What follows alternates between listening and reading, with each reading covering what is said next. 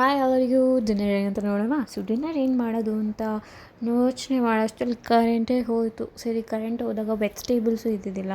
So ನಮ್ಮ ಮನೇಲಿ ಬರೀ ಸೌತೆಕಾಯಿ ಮಾತ್ರ ಇತ್ತು. ಸೊ ಸೌತೆಕಾಯಿ, ಆನಿಯನ್ಸ್, ಕೊತ್ತಂಬರಿ ಸೊಪ್ಪೆಲ್ಲ ಕಟ್ ಮಾಡಿಬಿಟ್ಟು ಈಗ ಕಾದಿರೋ ಪ್ಯಾನಲ್ಲಿ ಎಣ್ಣೆ ಹಾಕಿ ಸಾಸಿವೆನೂ ಜೀರಿಗೆನೂ ಹಾಕ್ಬಿಟ್ಟು ಅದೊಂದು ಪಟ ಅಂತ ಸೌಂಡ್ ಬಂದಾದಮೇಲೆ ಕರಿಬೇವನ್ನ ಹಾಕ್ಕೊಳ್ಳೋಣ.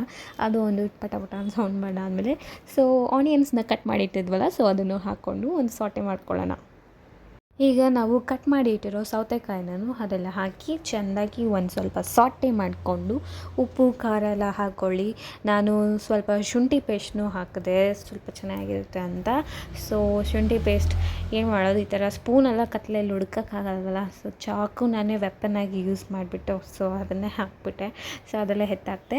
ಸೊ ಅದನ್ನು ಸಾಲ್ಟೆ ಮಾಡಿಬಿಟ್ಟು ಉಪ್ಪೆಲ್ಲ ನೋಡಿ ಚೆಕ್ ಮಾಡಿಕೊಂಡು ಆಮೇಲೆ ರೈಸ್ ಅನ್ನನ ಹಾಕಿ ಮಿಕ್ಸ್ ಮಾಡಿ ಬಡಿಸ್ಕೊಳೋದೆ. ನಾನು ಮಿಕ್ಸ್ ಮಾಡೋಷ್ಟರಲ್ಲಿ ಮುಗೀತು. ಆ್ಯಂಡ್ ಕರೆಂಟು ಅದೇ ಟೈಮಲ್ಲೇ ಬಂತು. ಸೊ ಇದನ್ನು ಪ್ಲೇಟಿಗೆ ಹಾಕ್ಕೊಂಡು ತಿಂತಿದ್ದೆ.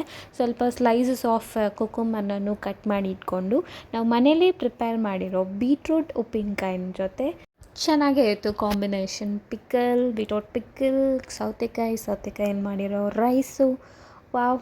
ಸ್ವಲ್ಪ ರೈಸು, ಸ್ವಲ್ಪ ಕುಕ್ಕುಂಬರು, ಸ್ವಲ್ಪ ಪಿಕ್ಕಲ್ಲು ಚೆನ್ನಾಗಿತ್ತು. ನನಗೆ ಈ ಥರ ಒಂಥರ ಬ್ಯಾಚುಲರ್ ಪ್ರಿಪೇರ್ ಮಾಡೋ ಥರನೇ ಇತ್ತು. ಹೀಗೆ ಇದನ್ನು ಯಾರಾದರೂ ಬ್ಯಾಚುಲರ್ಸ್ ನೋಡ್ತಿದ್ದರೆ ಟ್ರೈ ಮಾಡಿ ಹೇಗಿತ್ತು ಅಂತ ಹೇಳಿ.